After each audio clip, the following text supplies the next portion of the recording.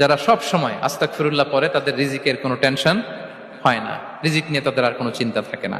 আল্লাহ নবী নূহ আলাইহিস সালাম যিনি ওনার জাতিগোষ্ঠীকে বলেছিলেন ফাকুলতু আস্তাগফিরু রাব্বাকুম ইন্নাহু কানা গাফফারা, তোমরা বেশি বেশি ইস্তেগফার পড়ো, তিনি ক্ষমাশীল। ইস্তেগফার পড়লে কি হবে? ইউরসিলিস সামাআ আলাইকুম মিদরারা, রহমতের বৃষ্টি বর্ষণ হবে, তোমাদের জমিগুলো উর্বর হবে। ওয়া ইউমদিদুকুম বিআমওয়ালি ওয়া বানিন, আল্লাহ তাআলা তোমাদেরকে সম্পদে বারাকা দিবেন, সন্তানে বারাকা দিবেন। ওয়া ইয়াজআল লাকুম জান্নাতিন ওয়া ইয়াজআল লাকুম আনহারা, তোমাদের ফসল ক্ষেতগুলো সবুজ শ্যামল হয়ে ভরপুর হবে, তোমাদের রিজিকে বারাকা নেমে আসবে। তাহলে আমরা যেন বেশি বেশি ইস্তেগফার করি। বিষ্ণু ঈসা ইসলাম বলেছেন, মান লাযামাল ইস্তিগফার জাআলাল্লাহু লাকুম মিন কুল্লি দিকিন মাখরাজা ওয়া মিন কুল্লি হাম্মিন ফারাজা ওয়া ইয়ারযুকহু মিন হাইসু লা ইয়াহতাসিব। যে সব সময় ইস্তেগফার পরে তার কোনো টেনশন থাকে না, তার জীবনে দুশ্চিন্তা আসে না। আর এমন